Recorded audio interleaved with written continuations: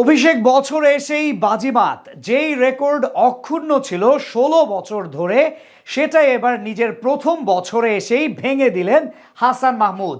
তাসকিন, মুস্তাফিজ, শরীফুলরা এতদিনে যেটা করতে পারেননি, সেটাই কিনা এবার অনায়াসে করে দেখালেন হাসান। সাদাত হোসেন রাজীবের গড়া অনন্য কি এমন রেকর্ড ভেঙে বাংলার পেইস ইউনিটের রাজা হলেন হাসান মাহমুদ, সেটাই শুনবো প্রতিবেদনের বাকি অংশে।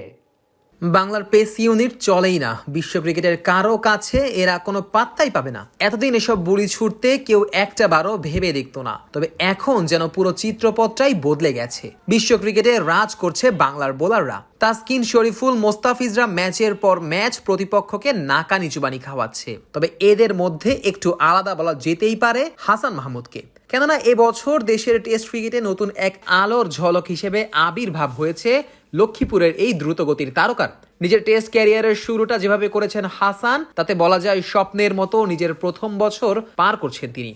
এবছরই মার্চে শ্রীলঙ্কার বিপক্ষে সাদা জার্সিতে অভিষেক হয়েছিল হাসান মাহমুদের। নিজের প্রথম টেস্টেই ৬ উইকেট তুলে নিয়ে নিজের আগমনের বার্তাটা দিয়ে রেখেছিলেন সেদিন। এরপর পাকিস্তানের বিপক্ষে সিরিজে প্রথম ম্যাচে ৩ উইকেটের পাশাপাশি দ্বিতীয় ম্যাচের দ্বিতীয় ইনিংসে তুলেছিলেন ম্যাচ জেতানো ফাইফার। পাকিস্তানের বিপক্ষে ফাইফার তোলার পরের ইনিংসেই আবারও জ্বলে ওঠেন হাসান। এবার তার আক্রমণের শিকার ভারতের ব্যাটাররা। চেন্নাইয়ের মাটিতে এবারও ফাইফার তুলে ক্ষান্ত হন হাসান। তবে এরপরই মুদ্রার উল্টা পিঠ দেখতে শুরু করেন এই পেসার। ঘরের মাটিতে দক্ষিণ আফ্রিকার বিপক্ষে বল হাতে নিজের নামের প্রতি সুবিচার করতে পারেননি তিনি। তবে মিরপুরের প্রথম টেস্টের প্রথম ইনিংসে ৩ উইকেট তুলে রেকর্ডের পাশে নিজের নাম লিখিয়েছিলেন হাসান।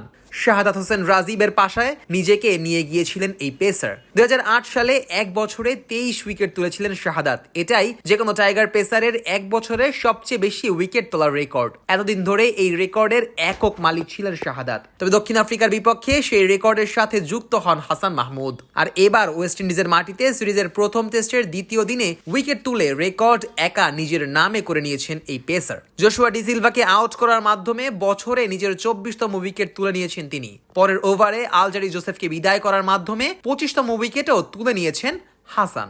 ২৫ উইকেট তুলতে খরচ করেছেন ১৩ ইনিংস। অন্যদিকে ২০০৮ সালে ২৩ উইকেট তুলতে শাহাদাতের খরচ হয়েছিল ১৪ ইনিংস। ১৪ ইনিংসে ২১ উইকেট তুলে এই তালিকার ৩ নম্বরে আছেন এবাদত হোসেন। ২০২২ সালে দুর্দান্ত ফর্মে ছিলেন এই বোলার। সেই একই বছরে এবাদতের সাথে জুটি গড়ে ব্যাটারদের নাকানি চুবানি খাইয়েছিলেন খালেদ আহমেদও। ১৫ ইনিংসে সেবার ২০ উইকেট তুলেছিলেন খালেদ। ২০১৩ সালে ৮ ইনিংসে ১৯ উইকেট তুলে এই তালিকার ৫ নম্বরে আছেন রবিউল ইসলাম। সাম্প্রতিক সময়ে টাইগার পেস ইউনিট নিজেদেরকে নিয়ে গেছে অনন্য উচ্চতায়। হাসান মাহমুদের ২ উইকেটের পর এবছর পেসারদের উইকেট নেওয়ার ক্ষেত্রে দক্ষিণ আফ্রিকাকেও ছাড়িয়ে গেছে বাংলার পেসাররা। এবছর মোট ৬১ উইকেট তুলেছে বাংলার পেসাররা। এই তালিকায় তারা দক্ষিণ আফ্রিকার পাশাপাশি পাকিস্তানের মতো পেসার বান্ধব দলকেও পেছনে ফেলেছে। সেই সাথে নিজেদের ক্রিকেট ইতিহাসে পেসারদের সবচেয়ে বেশি উইকেট তোলার রেকর্ডটাও এবছর করেছে হাসান মাহমুদ, তাসকিনেরা। এর আগে ২০২২ সালে টাইগার পেসারদের ঝুলিতে গিয়েছিল ৫৫টি উইকেট। তবে এবার সেটা গিয়ে দাঁড়িয়েছে